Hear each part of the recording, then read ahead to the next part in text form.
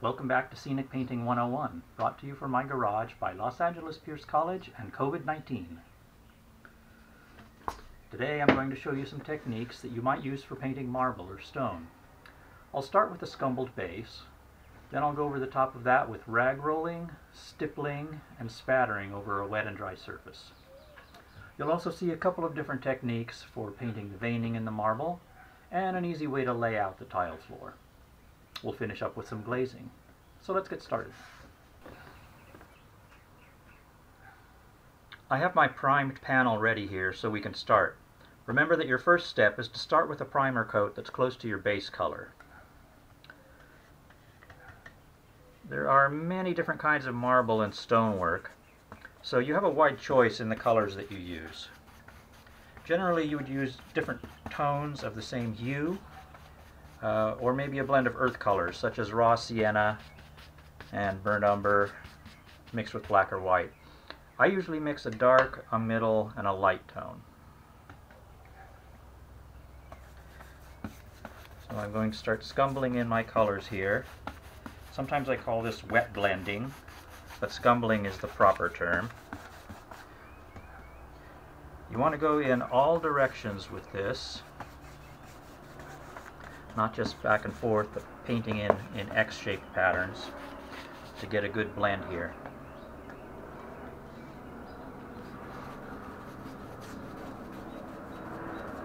It's best to use a separate brush for every color of paint you're using. If you don't have enough brushes, you can just use the same brush for everything, but it's harder to get a good blend when you do that.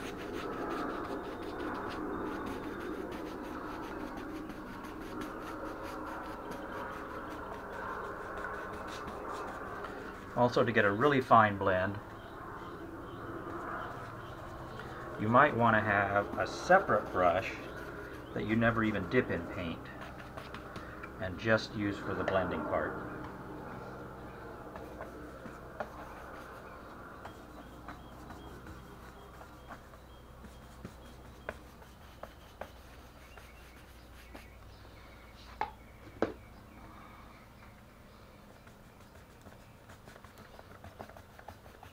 If you're painting in a large area, like set walls or floors, it can be very difficult to get the whole surface painted without it drying on you as you're trying to blend. In a case like that, you can either pre-wet the surface to give you a longer working time, or you can work in teams where you have one or two people applying the colors and somebody going in afterwards and doing the blending.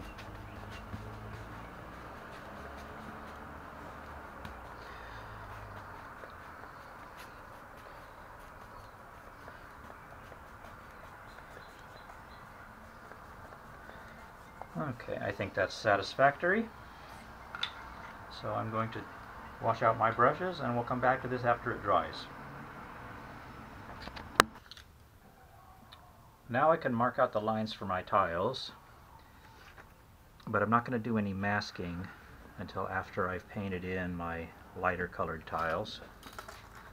So I'm just going to mark out some plain squares here.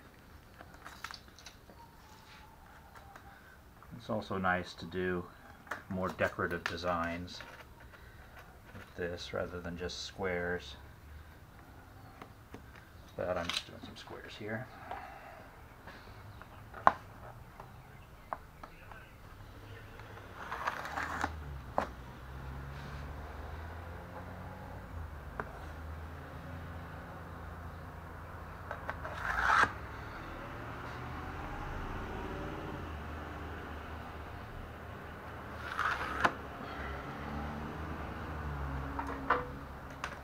Now I'm going to do a rag roll with my lightest color over alternate tiles.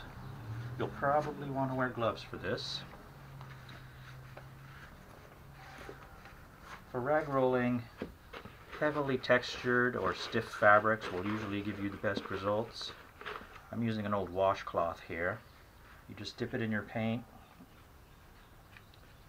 You get different effects based on how thick your paint is, what kind of fabric you use, how you bunch up the cloth.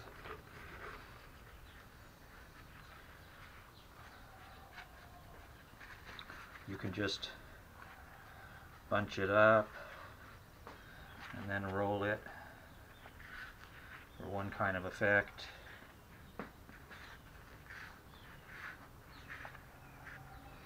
Or you could try twisting it or doing a more organic kind of bunch up for a different kind of effect. Play around with it, see what works for you. When you roll, you might want to go in straight lines or curved lines depending on the effect you're going for. So it's good to just play around with it, try different things. Alright, so once you've done your rag rolling, you can start doing some veining. I like to use lines that I already have shown with where the rag rolling didn't go to sort of give me an indication of where I can do some organic sort of veining lines. So I'm using a natural feather here, which is a traditional way of doing veining. The idea is to twist the feather so that you get different line widths as you paint in.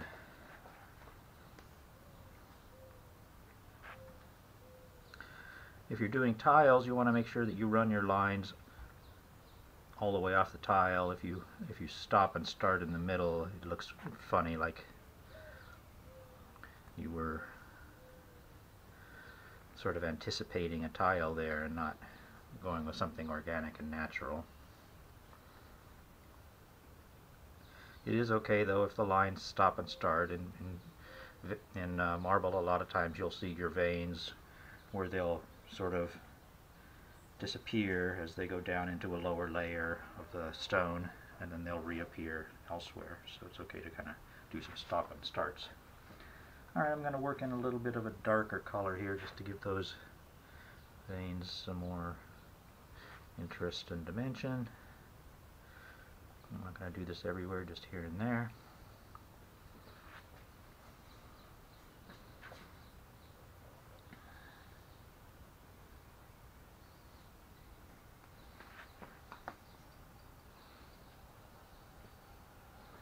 Alright, we're going to let that dry.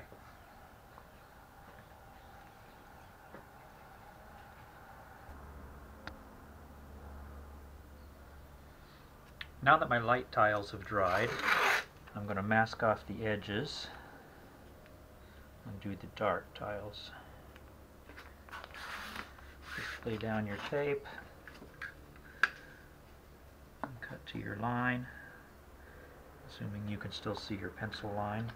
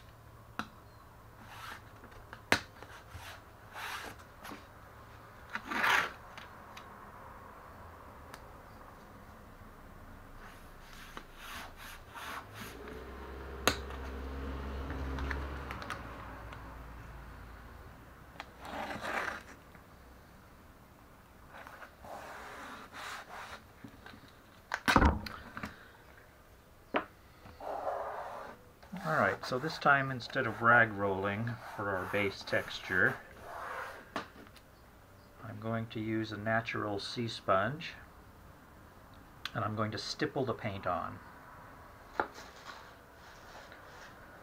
Stippling is a general term used for applying paint by dabbing it on, whether you're dabbing it from a rag or a brush or a sponge.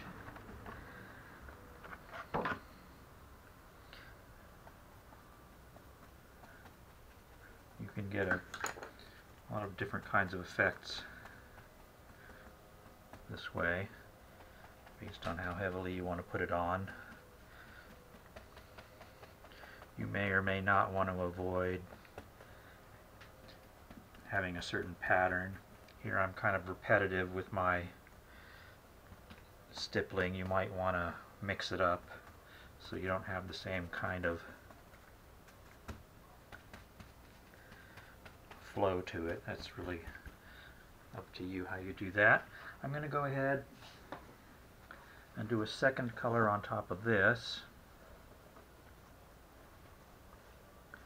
When you're doing marbling, you don't necessarily have to wait for the paint to dry, because a certain amount of blending sort of adds to the effect.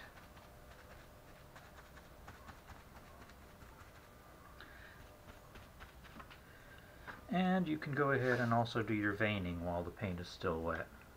So here, instead of using a feather, I'm doing it with a paintbrush. As long as you have a brush that's wide enough to give you the ability to turn it to change the width of your stroke, it'll work.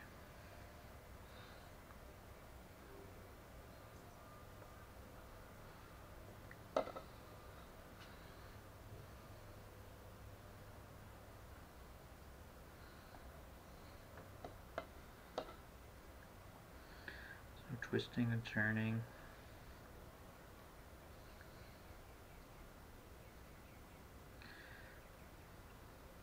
Trying not to make a predictable pattern, but just making it sort of random. Stopping and starting and running off the edge are the main things. Alright, that's good enough. We'll let that dry and then we'll look at it and decide where we want to go from there.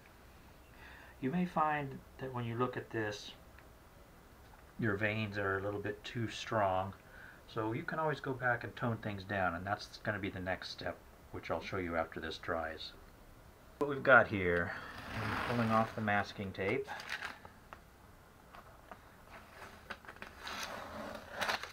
I think it needs a little bit of toning down on the veining here. You could go over the top with a thin layer of rag rolling or some light stippling to break up the lininess of the veining. But what I'm going to do is do a little spattering over the top. To spatter, you want a wide brush with long springy bristles. You dip it in your paint and then tap the base of the brush on the palm of your hand over the painting surface. If you're going to be doing a lot of this, your hand can get sore. So you might want to make a spattering stick by wrapping a piece of fabric around a handle and tapping that instead of your palm. I want to do a wet spatter over the dark tiles and a dry spatter over the light tiles. So I'm just going to wet down my darks a little bit here. Just some plain water.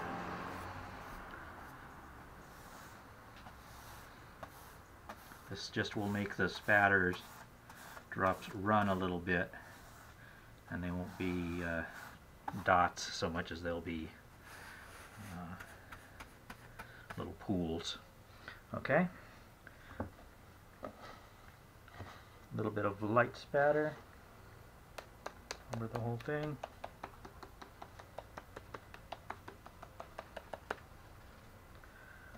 Okay, now a little bit of dark.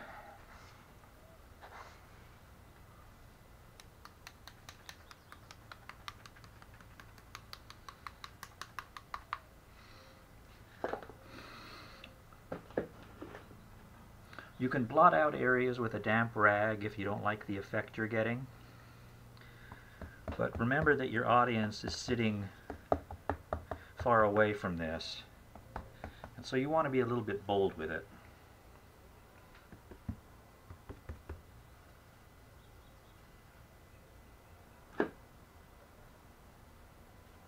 Alright, let's let that dry.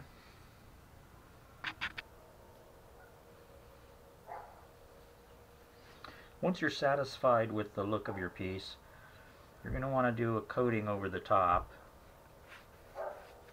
We use a product called glaze. And you can buy the glaze in different sheens. We usually use two different sheens, either flat or gloss. You can mix the two together to get different levels of glossiness. But the main purpose of this is just to protect the surface. If this was a floor, you'd want to do a protective coat over it so that your paint doesn't get worn off or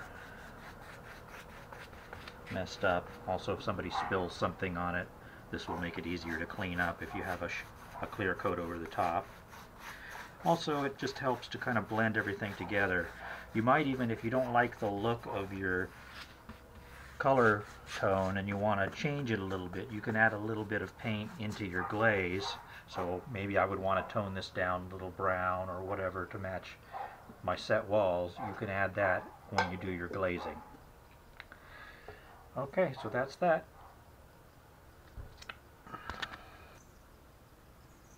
You can use the techniques I've shown you to develop your own marbling style.